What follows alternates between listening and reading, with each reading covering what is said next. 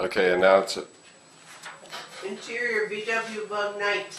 Through the windshield we see Mason sitting on one of the shabby passenger seat, while the driver, a clean-looking hippie guy, 20 years old, navigates the San Francisco hills. He wears a headband on his shoulder-length wavy hair. Some would call him effeminate. Oh, come on. Polk Street isn't all that crazy. Why don't you meet me there later for a drink? Guy smiles flagelliously at Mason, who returns the flirt. He glances over his shoulder at Liz and then back to the guy. Mason looks out the side window as if considering the invitation. Liz sits in the back seat, clearly amused. She looks from one to the other. Mason turns back to the guy. Can you wait till tomorrow night? Only if I have to. The men smile at each other. Exterior street. The Bug pulls over to the corner of Haight and Ashbury streets. Interior, VW Bug. This cool. Yeah, great. Thanks a lot. Mason rummages through his leather saddlebag on his lap. Liz bumps the back of his seat a couple times. He opens the door and steps out. Exterior, streets. Haight, Ashbury. Continuous. Background noise, din of the crowd. A continual flow of young people move on Haight Street. Mason flips the front seat forward and Liz emerges from the back seat. He bends low back into the Bug. Liz waits in the corner, bewitched by the action on the street. Music plays loudly from open windows. Hippies bang on bongos and play guitars. Harley-Davidson motorcycles cruise the street, engines roaring. The riders wear leather vests and blazers with their colors. The women on the back look as tough as their men. Mason joins her to watch the happenings. What a trippy place San Francisco is. And a jolly good time is had. They laugh. How'd you end up here? You know that song? If you're going to San Francisco, Be sure to wear flowers in your hair. They crack up. Mason flips his purse over his shoulder, tosses his hair, and they move into the crowd. He stops in front of a corner store, looks around. Don't see him. He knows I want to score tonight. A payphone attached to the wall of the store rings. Mason moves to answer it. He listens, hangs up. Liz looks questioningly at him. My connection. He'll be along soon. They lean against a wall, out of the way of passing people. They watch the parade of characters. what about you, Mason? How'd you end up here? Beauty school. Where I'm from, it wasn't available to me. He gives an ironic snort. They watch a row of bikers pass by, Harley's pipes blasting. When did you know you were, you know? A fad? Sorry, I didn't mean. It's okay, honey. I've heard them all. Sissy boy, queer. He makes an exaggerated, dismissive hand gesture. Since I was little, I knew I was different. Didn't like football or hunting. Ugh, the worst, like my daddy wanted me to. Your family knows? Mama does. She hasn't said so, but it's understood between us. A block down, a group of drunken male teens stumble towards them. They brag loudly and horse around, mock-fighting each other. Nervously, Mason leans out a little past Liz to check out the situation. He leans back flat against the wall. Does your father understand? Mason digs in his purse and pulls out a joint. He lights it, takes a toke, and lets the smoke out slowly. He hands it to Liz. Gracious, no! When he caught me kissing a boy, and not just any boy, mind you, but a black boy, he went through the roof. In the South, that's 2 reasons to get lynched. Liz hands the joint back to Mason. A few yards away, the pack of teens stop to horse around. 2 throw real punches at each other. Their friends break it up. Mason shrinks against the wall as the group approaches. What did he do? Mason hands Liz the joint, keeping his eye on the loud teens. Knocked the living daylights out of me, yelling, "Gonna beat your sins right out of you, boy!" That's terrible. Then what happened? I ran away. Never been home since. The teens are close. Mason takes Liz's arm to walk away. He looks over his shoulder at the approaching teens. Oh, listen to me going on about myself. What about you? Your family back home. They all know where you are? Nobody cares. They stroll down Haight Street smoking the joint. No one? Not a living soul. The boisterous drunk teens come up to them. One grabs the joint from Mason. Another puts his arm around Liz. Why, I think you'll move me. Liz shoves him away. Fuck off, asshole. She snatches the joint from the other boy. I hear your mommy calling.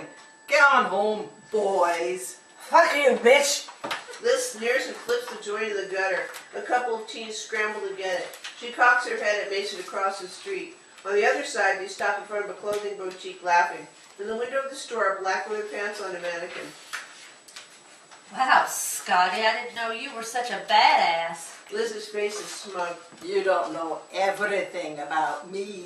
Liz holds up her arms like Popeye, shows her muscles. Mason laughs, turns to the boutique window. You look real sexy in those, Miss Badass. Liz looks at them dubiously. Mason pulls Liz into the store. He approaches the clerk and gestures at the leather pants. She goes to get them. Mason and Liz wander around looking through racks. How'd you end up living at the flat? About a year ago, I was at a music festival at State College, and I see this beautiful black woman with a big old afro. Tony, Uh-huh. I told her. get a fab idea for your hair. Open it. I got a fab idea for your hair. Mason gives her a wry look across the rack of clothes. She did need a trim. We talked. Told her I was in need of a place to crash, and she mentioned she just rented a flat and was in need of more roommates. Who else was there? Liz and Mason both uphold blouses to show each other. Both shake their heads no. The woman with her son and this big corn-fed blonde with big tatas. Anyway, I loved the room. So, there you go. Mason holds up a wild psychedelic blouse. Liz screws her face up in dislike. He hangs it up. Liz finds a flowing gown. In front of a mirror, she holds it up to her body, swishing back and forth.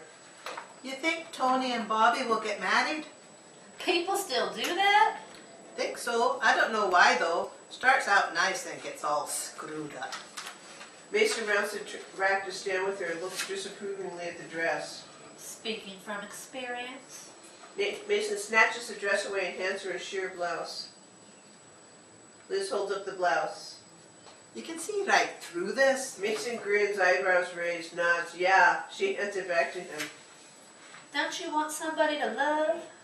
Not even thinking about it. What about Sam? Oh, he's dreamy, don't you think? Liz nonchalantly looks through the clothes, not at Mason. He is a nice looking bloke. Mason comes to stand next to her. He's Bobby's savior, a true hero. Liz looks curious. In Nam, Sam carried him out of the jungle after a bomb went off. Can't you just see Sam doing that? Liz looks amused at Mason. Not really. Have they been friends ever since? Mason picks up ankle boots from a shelf and examines them. After coming home, they lost touch. Mason puts the boots back on the shelf. He fingers a black leather vest with fringes and beaded bodice hanging on the wall. Liz joins him. He points to the vest with a yeah look. Liz runs her hand over the leather, shrugs. Mason takes it down and places it over his arm. She continues to wonder. How'd they get back together again? Last April, Bobby and Tony went to New York City to this big old anti-war demonstration. Every mover and shaker was there. Dr. Martin Luther King, Abby Hoffman, Liz stops browsing and comes to stand close to Mason. the Panthers, and thousands of protesters. Tony said Sam came right up to Bobby. At first, Bobby thought, "Who the fuck is this honky?" Sam wasn't all clean cut anymore. Finally, Bobby got who he was. That's why Sam moved out here? Tony suggested it. If you haven't noticed, they're good friends. He goes to a curtain, pulls it aside to show a tiny changing area. He holds back the curtain for Liz to enter. Exterior dressing room curtain. Mason leans into the curtain, speaking softly to Liz. With all those people, I can guarantee you the FBI was looking close by. Did you Closer to the curtain.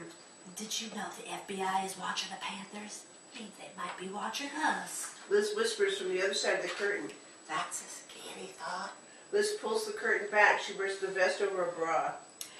Fab! But lose that bra. You're kidding, right? Liz puts her hands over her breast protectively.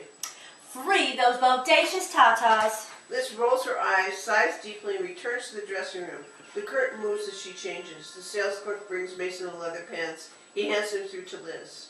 What about Ricky? Hold on. Mason gets the boots and hands them through the curtain. God's gift to women came a couple of months after me.